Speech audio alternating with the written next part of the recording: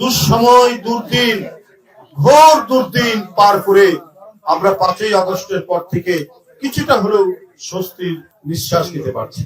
আমাদের অন্তর্বর্তীকালীন সরকারের কাছে আপনাদের মধ্যে একটাই বক্তব্য, শুধু ফ্যাসিবাদের দোসররা যাতে মাথা চাড়া দিতে না পারে। আমরা যে গণতন্ত্রের জন্য লড়াই করছি, সেখানে গণমাধ্যমের স্বাধীনতা উন্মুক্ত থাকবে, প্রত্যেকে প্রত্যেকের কথা বলবে, এ ব্যাপারে কোনো দ্বিধা নেই।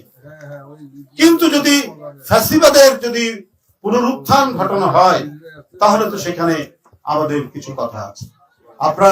আপনাদের সামনে বলি যে হিটলারের 60 লক্ষ ইহুদিকে পুড়িয়ে মেরেছিল, অনেক ভয়াবহ গ্যাস চেম্বারের মধ্যে রেখেছিল।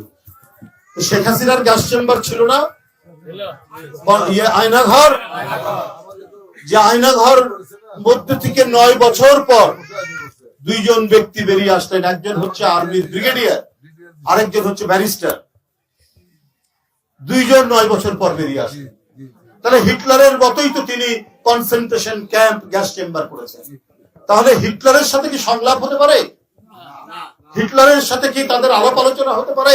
যারা নিজের দেশের মানুষকে পুড়িয়ে মারতে পারেন, অদৃশ্য করে দেন, আপনার পায়ের আঙ্গুল তুলে ফেলেন, হাতের আঙ্গুল তুলে ফেলেন, আপনার দিনের পর দিন গুম করে রাখেন, তারা তো কোনোভাবেই রাজনৈতিক ভিন্ন মতামত হতে পারে না। তারা একটা নিষ্ঠুর শয়তানের আত্মা নিয়ে তারা কাজ করেছে। সুতরাং এই সমস্ত শয়তানের প্রেতাত্মারা যদি আবার মাথা চাড়া দেয়, তাদের সাথে তো কথা বলার কোনো সুযোগ হতে পারে না। আপনাদের সবাইকে ধন্যবাদ জানাচ্ছি। আমি আজকে অত্যন্ত বেদনার্ত, এই শিশুর কান্না আমাদের থামাতে হবে সবাই মিলে। আজকে সারা দেশেই আমরা হয়তো কিছুটা স্বস্তি পেয়েছি, কিন্তু যে আপনার ট্র্যাজেডি তৈরি হয়েছে, এই ট্র্যাজেডি, এই বিয়োগান্তক পরিস্থিতি সহজে যাবে না আমাদের মন।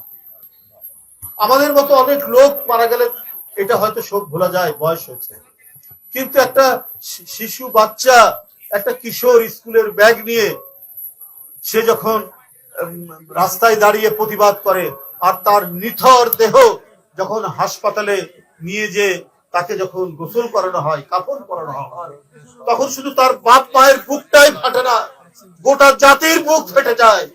যেমনি ভাবে ফয়াজ, যেমনি ভাবে মুগ্ধ, যেমনি ভাবে আবু সাইদ, এইভাবে সারা বাংলাদেশে আজ শ্রমজীবী মানুষ, ছাত্র, এই যে আপনার কমরউদ্দিন খান,